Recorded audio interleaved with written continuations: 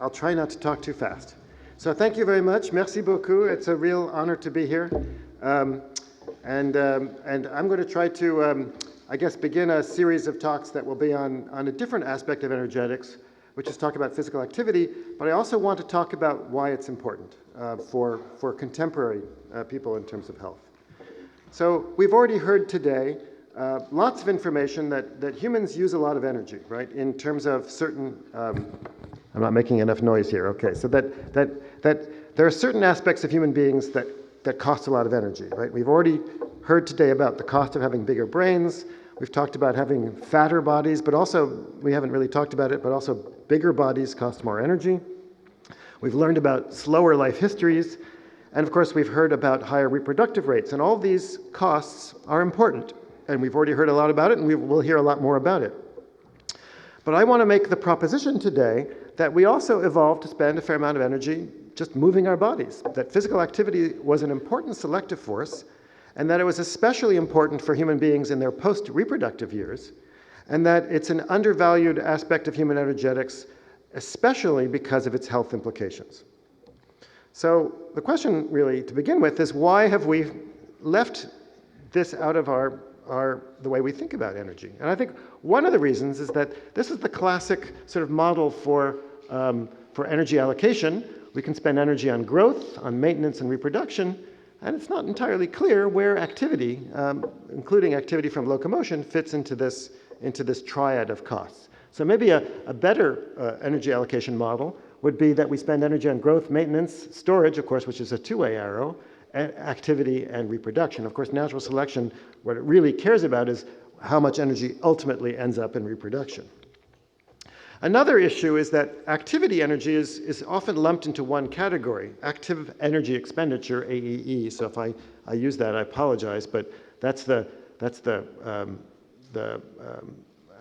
we often say for active energy expenditure, but there's actually a combination of three other costs: the energy you spend on locomotion, the energy you spend on non-locomotion activity, and also diet-induced thermogenesis. So the wonderful lunch that you just had actually costs a lot of energy to digest. You may spend about 10% of your body's total energy expenditure just digesting the food that gives you the rest of that energy. It's a major cost, which we often don't think about. And then finally, recent research, including some by people here in the front row, has pointed out that physical activity is a small part of the total energy budget. And if you can read in various journals that, for example, exercise doesn't help people lose weight, and that you don't really spend that much energy exercising. And I'm not actually disagreeing with that, but it turns out you still do spend energy moving your body and using it, and it's not inconsequential.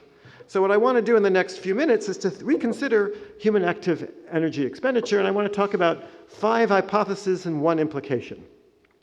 The hypotheses are that we were selected to walk more than apes. The second hypothesis is something that I spent a lot of my career working on, which is that the genus Homo was also selected to run long distances. That the third is that the more locomotion in humans has been costly enough to favor selection to make us more efficient so that it doesn't cost us as much, but that despite that efficiency, that how much energy people spend being active is much higher in hunter-gatherers than our ape ancestors, and that this our extended human life history, the fact that we've lived very long in post-reproductive times, is linked to lifelong, sorry, I misspelled that, physical activity. And that this has important implications, especially lifelong physical activity, for why we get so many chronic diseases. They're the #1 cause of sickness and death today in the world.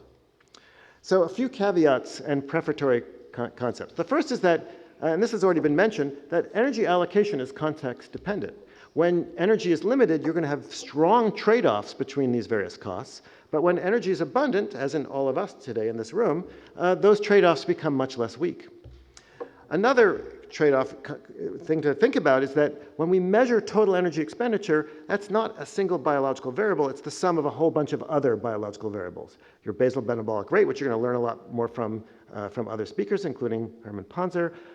Diet-induced thermogenesis, again, the cost of digesting your meal, which is usually ignored, and there's good evidence that it's much lower in modern societies because of food preparation and cooking.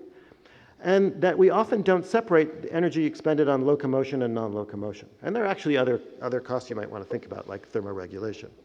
And then finally, a lot of the data that we use are problematic. I mean, it's just impossible to get the kinds of data that we want on wild apes. So a lot of our data come from zoo apes, and we need to recognize that those data have problems because these are not animals that run around and eat the same kinds of food necessarily that wild apes. And a lot of the data that we rely on, especially data for hunter-gatherers, comes now primarily from one group in Tanzania, the Hadza, who are kind of considered a stand-in for hunter-gatherers, but they're not really bona fide hunter-gatherers in real respects. They have lots of contact with the outside world, including researchers, so there's a researcher effect on their behavior for sure that has never been measured but probably exists. There's environmental degradation. I've been to Hadza land several times, and there's all kinds of, the pastoralists are using the same land and changing the environment. They're smoking, et cetera, et cetera. So there's all kinds of data. We need to be just a little bit qualified. Okay. So with those caveats, let's have a brief history of human physical activity, because I know that this is a combination of new information, but I also want to bring you all up to speed, so to speak. So let's talk about 5 major stages in the evolution of human physical activity, and we'll begin with our last common ancestor with chimpanzees and humans. And to make a very long story very short, we have abundant information that because chimpanzees and humans are more closely related to each other than either are to gorillas, but gorillas and chimpanzees are so similar to each other in many respects except for size, we can safely infer that the last common ancestor of humans and chimpanzees was very much like a chimpanzee. And the fossil record supports that as well. So that means, and that there actually hasn't been that much change in human evolution, in chimpanzee evolution in terms of chimpanzees. And chimpanzees, it's important to know, are not very physically active. Female and male chimpanzees walk 3 to 5 kilometers a day, respectively, maximum. They climb only about 100 meters a day, and they almost never run. So they basically spend most of their time just sitting around eating and sleeping, occasionally copulating. But that's about it. And in addition, and this is work that Herman and colleagues did, they also, when they walk, they spend a lot more energy. By this estimate, for example, this particular paper, more than 4 times as much energy per unit mass, per unit distance as human beings. Okay, moving on.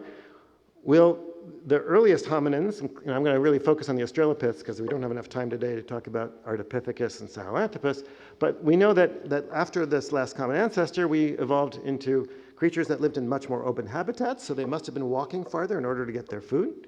We have evidence that their gait was very efficient like humans. They didn't walk with bent hips and bent knees, but with extended postures, which would have made them very efficient. And this is work that I did with Jean-Jacques Hublin and others, sort of testing that hypothesis using bones.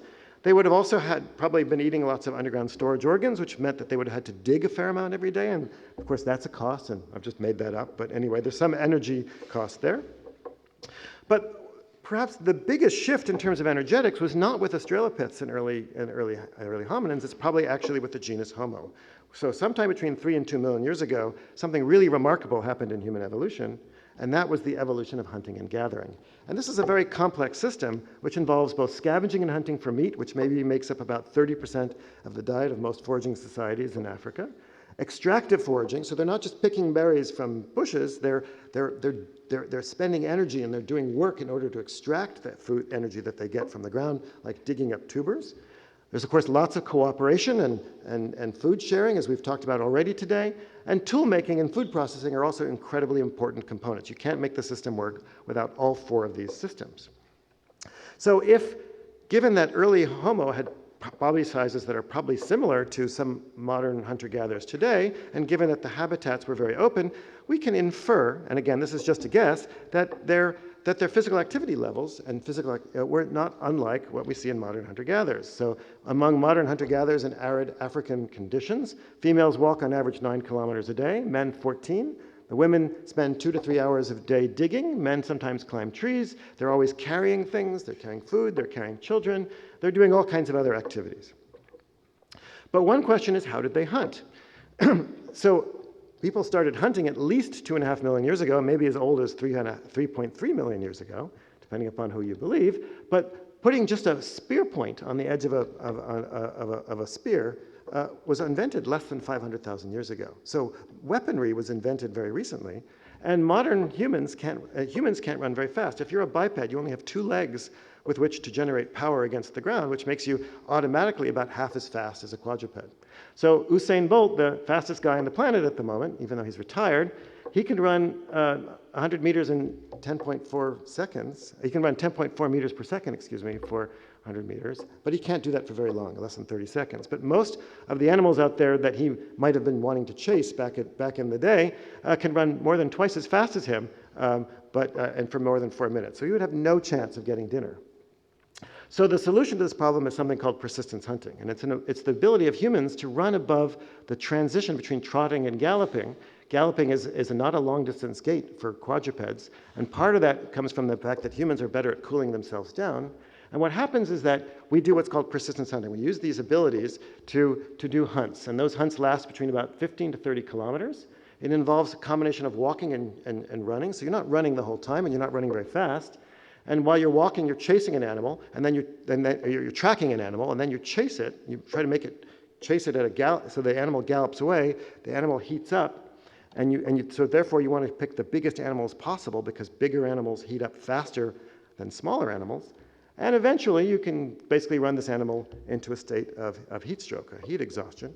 And you'll see in a second here, this hunter-gatherer has chased this kudu. This kudu is now collapsing, and he can now walk up and kill it very easily. He doesn't need any weapons or any technology, although he's going to use a spear to kill this animal. But in Mexico, some of the other population I work with, they don't even bother bringing weapons with them. They just find a rock nearby and beat the animal to death at that point. And I'm not going to show you a video of that. It's not the only way of which people hunt this way. There are other methods. One method is to put stakes in the ground and chase animals into stakes. They chase animals into traps, into caves. In the famous site of Le Solutré, they maybe chased animals over cliffs. There are many other ways in which humans use running to hunt, but an important point is that running is a key component of this behavior. And when we look in the skeletal record, we see in early Homo, like this fossil from Kenya, that's 1.5 million years ago, we find all kinds of features in the body that are adaptations for running that don't help these creatures in walking. Anyway, let's fast forward a few million years to modern hunter-gatherers, and we've already talked about them, so I'll be very brief here, but it's important to recognize that modern hunter-gatherers are highly variable. They live in all kinds of environments, they have all kinds of modern technologies, and they probably have to do less running because they have bows and arrows and hunting dogs and nets and things like that, which no longer require them to do persistence hunting as much as they used to. So if you assume that the odds are average, and that's kind of a dangerous assumption, but nonetheless, we don't have any better data, so let's suspend disbelief and go ahead with that. These are the same data I showed you before, but we can imagine women walking 9 kilometers a day, men walking 14 to 15 kilometers a day, women spending many hours a day digging, men climbing trees, lots of carrying, and so on. But the important point is that hunter-gatherers have long lifespans. If they survive childhood, the modal age of death for hunter-gatherers is between 68 and 78 years of age. And unlike chimpanzees, which their maximum lifespan is at the end of their post-reproductive period. And if you look, actually, this is data from Kristen Hawkes from many years ago, as women get older, these are data from the Hadza, they actually end up spending more time foraging. So this woman here, for example, was spending 10 hours a day foraging, which is a little suspicious, actually, if you ask me. But nonetheless, women are still very active, as are men, in their post-reproductive years, doing activity. And so, and what they're doing is, as we've earlier heard today, is that they're providing energy, they're providing resources for their children and their grandchildren. So let's fast forward. Let's skip over the agricultural revolution. Let's skip over the industrial revolution and move to today, to the post-industrial revolution, where most of us do what all of us in this room are doing, except for me right now, which is we spend most of our days sitting, right? And so there are lots of data, there are competing data, but this is probably, I think, the best data set. The average American takes about 2,500 steps a day. This is from getting up in the morning and going to the bathroom to going to bed at night.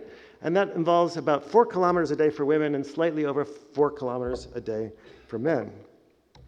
So let's take these data and now compare the last common ancestor as a chimpanzee, data from the Hadza, which come from basically from Herman and his colleagues, Westerners, and then I'm going to make up data, or estimate, that's maybe a better term, what hunter-gatherers who run, because the Hadza don't run much anymore, although there's reason to believe that they used to do a fair amount of running, particularly when you ask them, what those, and I'm going to make all kinds of assumptions and inferences, which I'm happy to talk about later on, which we can't have time to talk about. So if you just look at walking per day, females are in orange and males are in blue. In the United States, if I had, well, never mind, I'm not going to make that joke. But anyway, so chimpanzees walk 3 to 5 kilometers a day.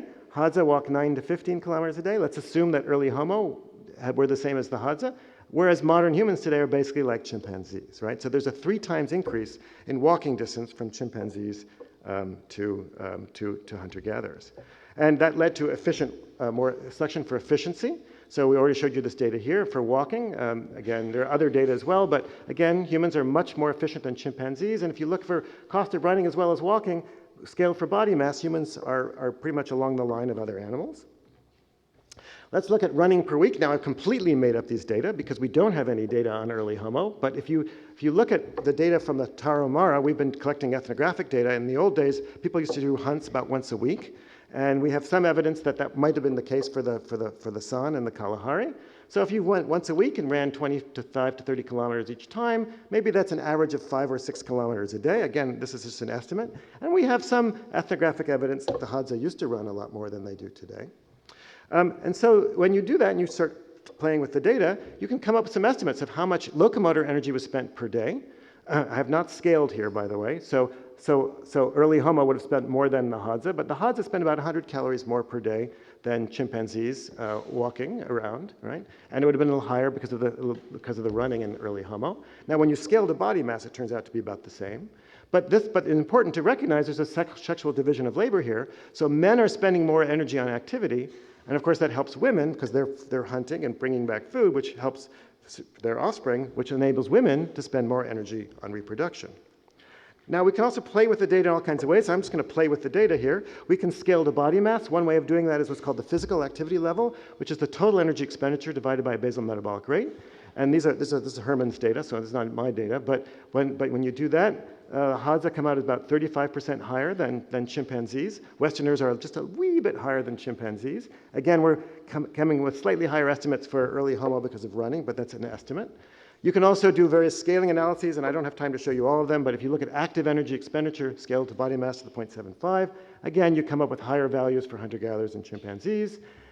Now, that doesn't, of course, include the cost of digestion, so I'm now making up even more inferences because nobody knows the cost of digestion in the Hadza or among chimpanzees. But given that animals that eat higher fiber diets have higher costs of digestion, we can come up with some estimates. And again, we come up with higher estimates for physical activity expenditures, whether you scale, unscaled or scaled.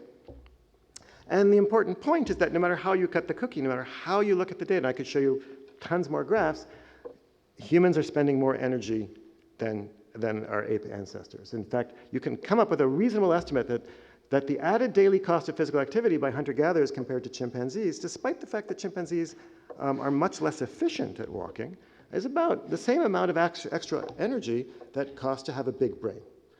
So it's not an inconsequential cost. So I think we should revise our list of energetically costly aspects of human biology. And in addition to big brains and fatter bodies and reproductive rates, we're also more physically active. But I want to end with one last important point, which is that today we've entered a new stage in our evolutionary biology where we have become about as active as chimpanzees. We've gone back full circle, but we have the biology of our hunter-gatherer ancestors. And that raises an interesting question, which is aside from obesity, which is a fascinating topic, and I wouldn't be able to even do it justice in 20 minutes, why is it that humans who are physically inactive get all kinds of diseases like heart disease and diabetes and certain kinds of cancers that you don't get if you're physically active, and that we don't see, at least in the same regard, among chimpanzees. Now, again, I'm not talking, if chimpanzees live to be the same age as humans, that's another issue, but don't have time to talk about that. But my hypothesis is that selection for our longevity in humans was actually tied to physical activity. We often think about humans were selected to live long because of the grandmother hypothesis, right? But how did that happen? One way in which that happens is maybe through the interaction between physical activity and health, right? So as individuals spend more time being active, that has all kinds of effects on their physiology, And one of them, for example, is to prevent increases in blood pressure. There's lots of data from around the world. People have published from almost every population on the planet. We have data of our own, but but we haven't published it yet, so I'm showing you published data from the Sun and the Kalahari compared to, since we're in Paris, I thought I'd show data from England.